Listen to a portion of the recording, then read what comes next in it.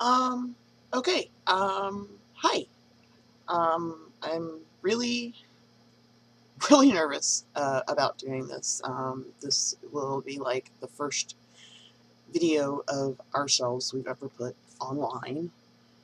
And the very, very first thing I'm going to do is take my glasses off because right now I can see that it's reflecting everything and you can't even see my eyes. So I'm going to do that. Now, technically, I can't really see all that well with my glasses, but most of us think we look much better without them. Um, we don't have contacts. Anyway, to get back to the point of this video, um, we are a DID system. DID stands for Dissociative Identity Disorder. It was formerly known as Multiple Personality Disorder. Online, our system name is, we usually go by Collective Dreamscapes. Um, that's actually the last in a long line of online names. Before we used Collective Dreamscapes, we were also known as the Realms Collective. We changed it because Collective Dreamscapes better encapsulates all of who we are. And if you see me glancing down, it's because I have notes that I took and I'm looking at them and trying to figure out if I'm staying on topic. Um, we first got involved in the online DID community back in 2000. We started um, we started off on a message forum called Divided Hearts, which was switching over to become Mosaic Minds, which is actually still around. We were also part of an email list called Dark Personalities. I don't know if any of you guys out there would have heard of it. It was a very cool list while it was really active, and then it kind of died a few years ago. Um, so, yeah, we have DID, which basically means that we have a lot of people, a lot of different people that share the body. Um, in real life, out here with our friends and stuff, most people call us Amber. It's not our birth name. We don't really like to go by our birth name because really there's nobody who fronts anymore who identifies with it. And so we decided to use Amber because, well, we liked it and it seems to suit us. So that's like what we use collectively when people are not specifically wanting to say who they are when they're out. You'll have to forgive the rasp in my voice. It's very early in the morning, or really, actually, it's not really early in the morning. I just didn't get very much sleep. We have a new kitten, and he was all over the place. Anyway, I'm rambling now. We were first diagnosed with DID and bipolar when the body was 17. We weren't told, our parents were. So our parents knew about our diagnosis, and we had no clue for another 10 years.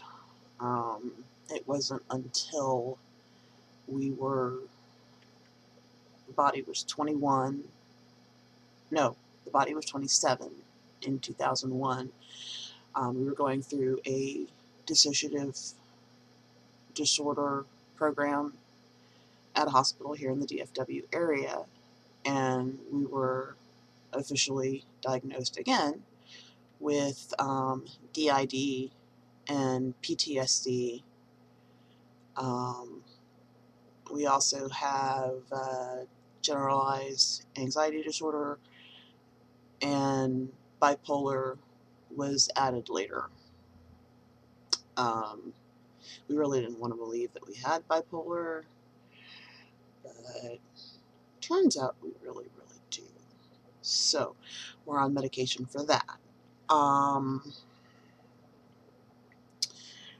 we know that there's a lot of, you know, different ways for systems to define themselves.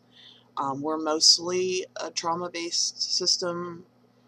Um, Started off with extreme um, childhood abuse from a very, very young age. Um,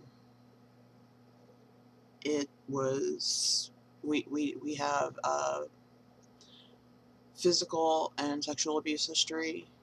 Um, we also have a very extensive ritual abuse history, which we don't talk about a lot because some of the things that we witnessed or were party to, a lot of people aren't sure what they think of, like other people outside of us. Um, it's taken us a long time to get to the point where we can go, okay, look, this is our reality. This is what we went through. You know, you can believe it or not. It's up to you. I can't make you um, believe me if you don't want to. But we know what we went through. We know what we experienced, and we know what our reality is. Um, but not every single person in the system was created based on trauma. Um, some came about just because we were faced with a new situation that nobody who was around knew how to deal with, and we needed somebody to deal with them. Like Kayla, she's the band geek. When we were in band in high school, she did all the band stuff, you know, marching band and contests and all that stuff. She is still very much a band geek. She still likes watching DCI, Drum Corps International competitions, and is like totally psyched that our kids, we have 3 kids, um, the 2 boys made it to marching band in high school. Our oldest was only in for 2 years, and our youngest is on the drum line, and this is his 3rd year in band. So we're really proud of him for that. Um, I it's really hard to try and do an intro video because we have a really big system. So we thought we'd start off small with just this, you know, hi, this is us, and yeah, I think that's probably it. So I'm gonna stop this for now, and uh, we'll pick up with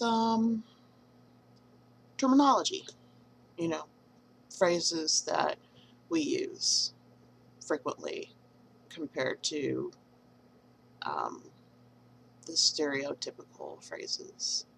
And I know I didn't really explain what dissociative identity disorder is.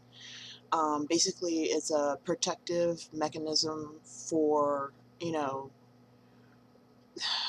if you go by the psychiatric definition, um, when a child is faced with um, an abusive situation that they can't escape from, it can cause, if they have like a really high ability to dissociate, it can cause them to split off so that, you know, there's someone to deal with the abuse and someone also to still be able to handle, you know, living in the situation without, going crazy.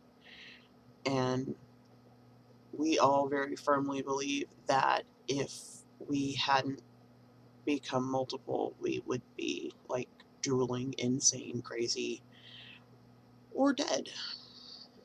So for us, it's something that came about to, keep us sane and alive. And, yeah. So, yeah, this is the end of my first video, and I will sign out later.